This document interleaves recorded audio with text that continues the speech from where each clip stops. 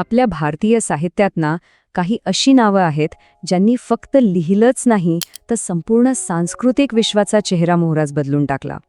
आज आपण अशाच एका महान व्यक्तिमत्वाबद्दल जाणून घेणार आहोत, ते म्हणजे मामा वरेरकर. आता हा प्रश्न ऐकून आश्चर्य वाटेल नाही का? पण हे शक्य आहे आणि मामा वरेरकरांची गोष्ट हेच तर दाखवून देते.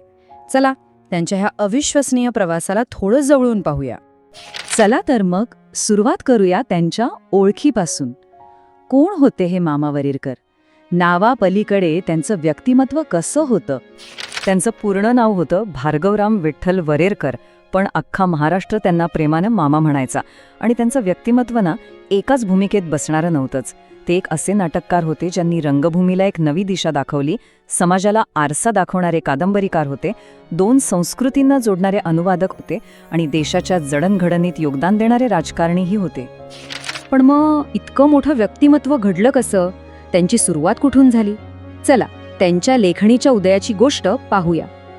वरेरकरांच्या लेखनाची मुळं ना त्यांच्या लहानपणीच रुजली होती. म्हणजे बघा, एका बाजूला कोकणातलं ते दशावतारी लोकनाट्य, त्याचे रंग, ते संगीत, ती सगळी ऊर्जा, आणि दुसऱ्या बाजूला इब्सेन आणि मोलियर सारख्या पाश्चात्य नाटककारांचा खोल अभ्यास. या पूर्व आणि पश्चिम यांच्या अनोख्या संगमातूनच त्यांच्या लेखणीला एक वेगळीच धार मिळाली. आणि हा प्रवास खरंच खूप इंटरेस्टिंग आहे. बघा, 1906 मध्ये पोस्टात नोकरी करत असताना त्यांनी आपलं पहिलं नाटक लिहिलं, कुंजविहारी.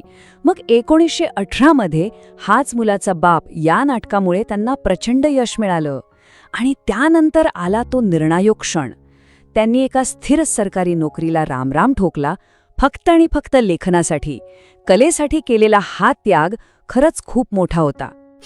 आणि याच धाडसी निर्णयामुळे ते मराठी रंगभूमीचे केवळ एक नाटककार नाही, तर आधुनिक शिल्पकार बनले.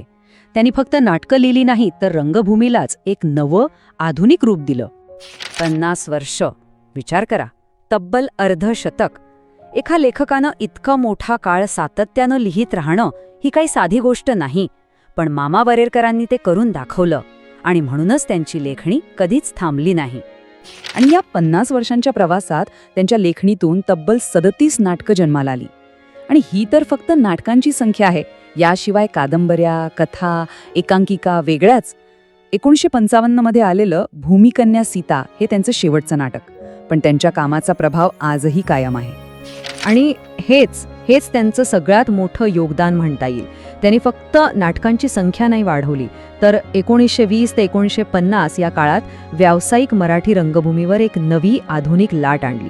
त्यांनी रंगभूमीला केवळ संगीत आणि पौराणिक कथांमधनं बाहेर काढलं आणि थेट सामाजिक प्रश्नांवर बोलायला शिकवलं.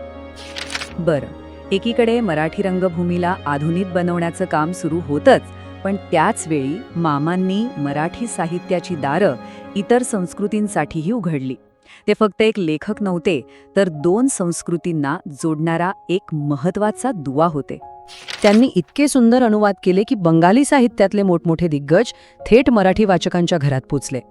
यामुळे झालं काय की मराठी वाचकांना एक नवं साहित्यिक जग तर मिळालंच, पण विचारांची देवाणघेवाण होऊन मराठी साहित्यही अधिक समृद्ध झालं. आणि त्यांच्या कामाचा आवाका किती मोठा होता हे इथून लक्षात येतं.